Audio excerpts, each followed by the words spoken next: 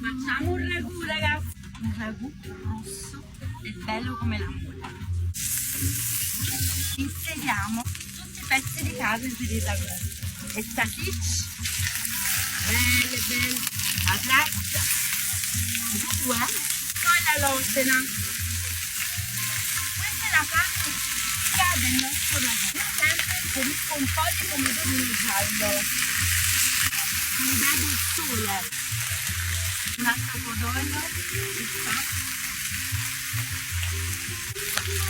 Piatto rosso come l'amore. Stupendo come questo Vesuvio. Un bel po' di pepe.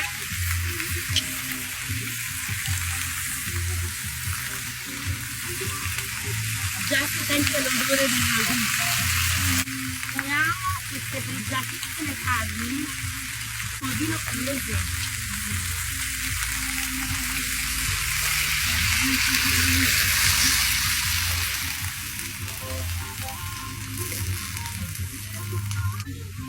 Troppo, sale sempre.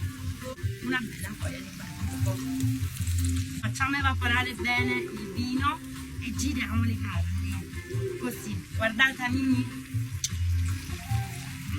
Li accompagniamo in questa cottura succulenta. La cipolla la lasciamo in centro perché io la metto intera perché non a tutti piace.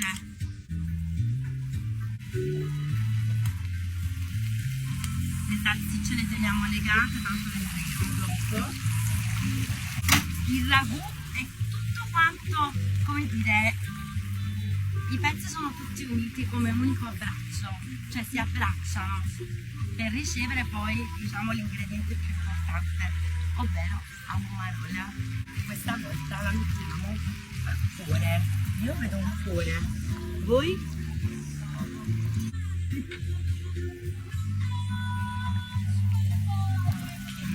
Come da tradizione ci puliamo un po' questi boccacci. Ecco, tenendo chiuso qua. Mettiamo al centro un ingrediente che adoro, un cioccolato fondente super bio. E così, giusto un poco. Ragazzi, guardate, già sta picchiando. Abbassiamo la fiamma, che mo il ragù deve, mattina, dobbiamo perlomeno attendere quelle 4-5 ore. Ok, guardate là.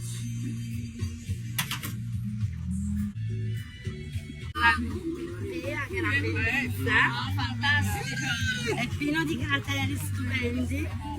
Andiamo. L'amore. Piatti di gioia.